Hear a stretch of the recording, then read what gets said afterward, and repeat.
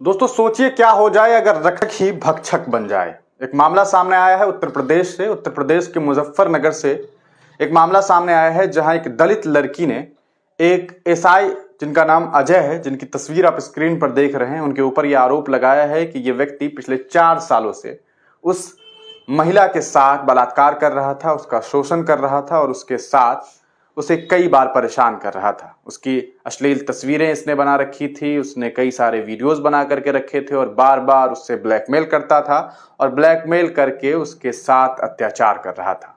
सोचिए ये उस प्रदेश का हाल है जहां के मुख्यमंत्री आदरणीय योगी आदित्यनाथ जी कहते हैं कि यहां बेटियां रात के 12 बजे भी सुरक्षित है, जिसके बारे में खुद देश के गृह मंत्री अमित शाह जी भी यही बात कहते हैं।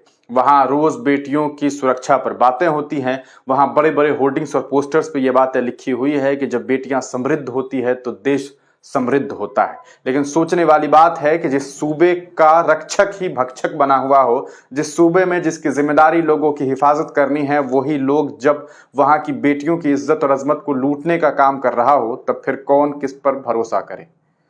हम आपको पूरा मामला बताते हैं, उस लड़की का बयान भी आपको सुनाएंगे। उस लड़की ने जो कुछ बयान दिया है, एक 1.5 मिनट का वीडियो है, वो वीडियो भी मैं आपको इसी वीडियो के बीच में दिखाऊंगा कि किस तरह से उस महिला ने पूरा का पूरा आरोप लगाया है कि किस तरह से उसके साथ इस अजय नाम के व्यक्ति ने, जो कि एक एसआई है, सब इंस्पेक्टर है, उसने उस महिला के साथ जो है ज्यादती की। पूरा मामला 2019 से शुरू होता है जब मुजफ्फरनगर के रहने वाले एक परिवार का आपस के परिवार में ही, मतलब जो लड़की है उसके पिता और उसके चचा के बीच में जमीनी विवाद शुरू होता है। जमीनी विवाद शुरू होने के बाद पुलिस प्रशासन में इस पूरे मामले को लेकर के जानकारी पहुंचती है। उस वक्त में ये एसआई साहब जो है वो वहां पहुंचते हैं। मामले को सही करने के नाम पर, मामले को सुलझाने के नाम पर वो बयान दर्ज करने के लिए उस बिटिया को लेकर के जाते हैं, उस लड़की को लेकर के जाते हैं। और लड़की का आरोप है कि जब वो मुझे लेकर के जाते हैं तभी ये मेरे साथ छेड़छाड़ करते हैं, मेरे साथ अश्लील हरकतें करते हैं। उसके बाद लगातार इस लड़की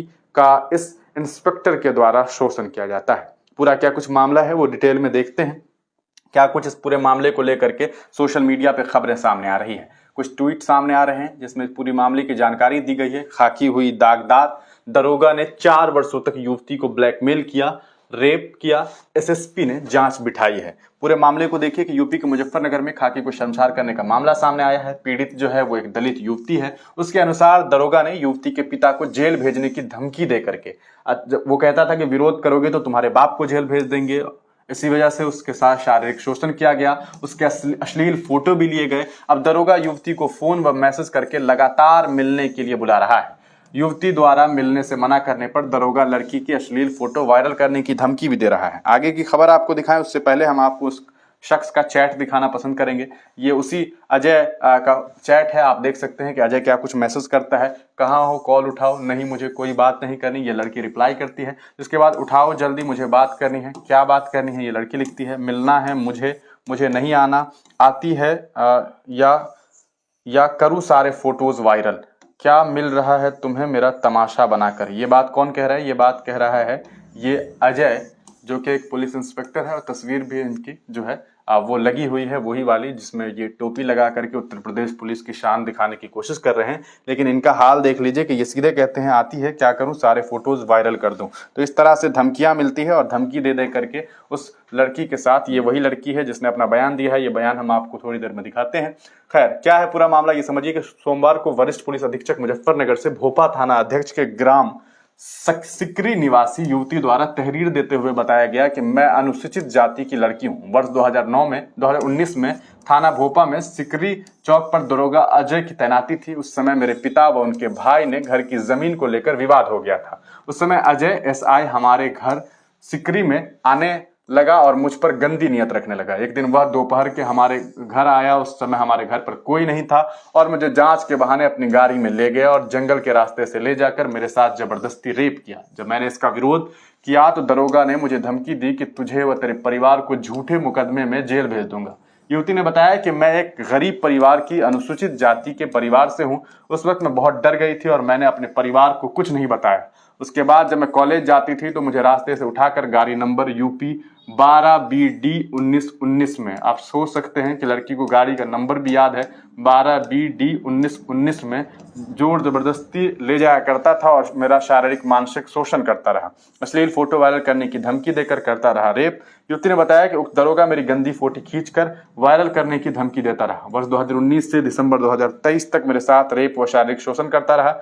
वह SD डिग्री कॉलेज मुजफ्फरनगर में पढ़ाई करने जाती थी। मुझे डरा धमका कर वहां से उठाकर अपनी गाड़ी में ले जाता और मेरा रेप करता था। अब जाकर मैंने डरते डरते पूरी बात माता पिता को बताई। वह मुझे व मेरे परिवार को भी जान से मारने की धमकी दे रहा है। ये मुझे ब्लैकमेल करता आ रहा है, मुझे पढ़ाई तक नहीं करने देता। युवती ने कहा कि अब मेरे पास अपनी इज्जत बचाने का कोई रास्ता नहीं है। पुलिस अधीक्षक ने युवती द्वारा बताई गई बातों को गंभीरतापूर्वक सुना है और जल्द से जल्द जांच पूरी करने की निष्पक्ष तरीके से जांच करने का उन्होंने जो है वो आश्वासन भी दिया है। अब सोचने वाली बात यह है, यहाँ पर 2-3 बातें सामने आती है। पहली बात तो ये कि ये लड़की 4 सालों तक क्यों चुप थी?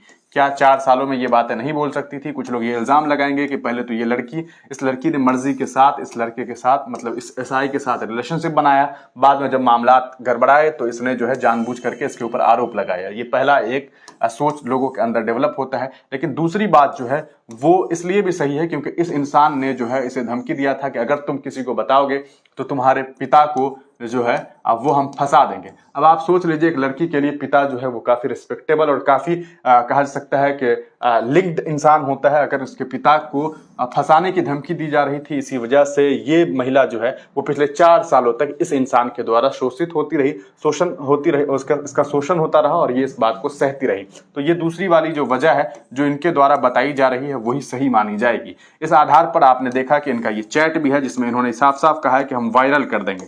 वायरल करने की बातें साफ होती है, मतलब ये है कि अगर इन दोनों के बीच में आपसी समझौते के साथ ये सब कुछ हो रहा होता तो कम से कम ये वायरल करने वाली बात सामने नहीं आती। इस पूरे मामले पर ये पुलिस अधीक्षक साहब हैं, इन्होंने अपना बयान जारी किया है। पुलिस अधीक्षक कहते हैं कि हम इस पूरे मामले को लेकर के निष्पक्षता के साथ जांच करेंगे, उसके बाद विधिवत कार्रवाई की जाएगी। अब देखिए ये महिला क्या कुछ कह रही है, उसके बाद आपको समझ में आ जाएगा कि पूरा का पूरा मामला क्या है। इस महिला की बातों को आपको इसलिए भी सुनना जरूरी है क्योंकि अगर आप सुनेंगे तभी आपको मालूम चलेगा कि भैया हकीकत क्या है।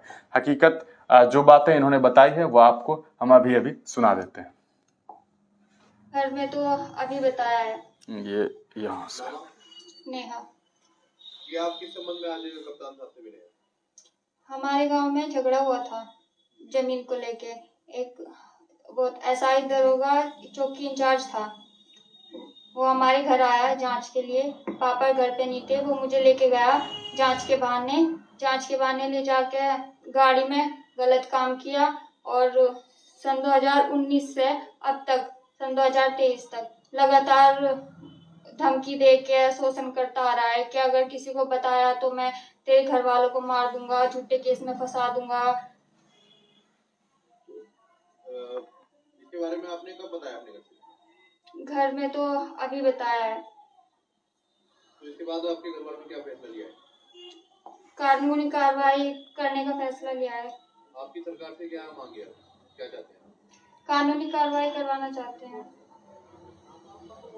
एक तरफ सरकार नारा दे रही है बेटी पढ़ाओ बेटी बचाओ और एक पुलिसकर्मी द्वारा इस तरीके की हरकत पर आप क्या कहना चाहते हैं? जब रक्षा करने वाले ही ये काम करने लगेंगे तो आम आदमी क्या करेगा? तो ये वो लड़की है जिसने ये बात साफ साफ कही है कि जो लोग रक्षा करने वाले हैं अगर वही ये काम करेंगे तो फिर आम आदमी पर क्या भरोसा किया जाए। आपका इस पूरे मामले को लेकर के क्या कुछ सोचना है, अपनी राय कमेंट सेक्शन में दीजिएगा। बिहार और उत्तर प्रदेश और तमाम राज्यों में इस तरह की घटनाएं जब सामने आती है तो वाकई अफसोस होता है। हिंदुस्तान के अलग अलग राज्यों से इस तरह की खबरें सामने आती रहती है और सबसे ज़्यादा इन तरह के मामला जो हैं वो आप जानते हैं कि NCRB की रिपोर्ट भी बताती है कि उत्तर प्रदेश महिलाओं के लिए बिल्कुल अनसेफ हो गया है। अभी NCW national commission for women के द्वारा एक रिपोर्ट दिया गया जिसमें 16,000 से ज़्यादा मामला जो दर्ज हुए 2023 में, उसमें औरतों के खिलाफ 8,000 से ज़्यादा मामला सिर्फ उत्तर प्रदेश में हुए हैं। मतलब आप समझ सकते हैं कि उत्तर प्रदेश महिलाओं के लिए कितना असुरक्षित हो गया है। आखिर इसके पीछे क्या वजह है, ये पूरा मामला जांच का विषय है। ये महिला कितनी सही है, कितनी गलत है, क्या ये सब आपसी समझौते के साथ हुआ या फिर इनके साथ शोषण हुआ, इन तमाम चीज़ों की जाँच होनी चाहिए। लेकिन जो सामने से जो पहली दृष्टिकोण में जो मामला समझ आता है वो साफ बताता है कि ये जो अजय कुमार जी हैं वो काफ़ी इस पूरे मामले में दोषी हैं और ऐसे लोगों के ऊपर सख्त से सख्त कार्रवाई होनी चाहिए, वरना अगर रक्षक और भक्षक दोनों एक बने रहेंगे तो फिर इस हिंदुस्तान के आवाम के साथ हमेशा ही बदहाली होती रहेगी और यहाँ की आवाम जलीलो खार होती रहेगी। आप तमाम लोग अपनी राय कमेंट सेक्शन में दीजिएगा। तब तक के लिए दीजिए इजाजत, फिर मिलेंगे किसी नई वीडियो के साथ, किसी नई पेशकश के साथ।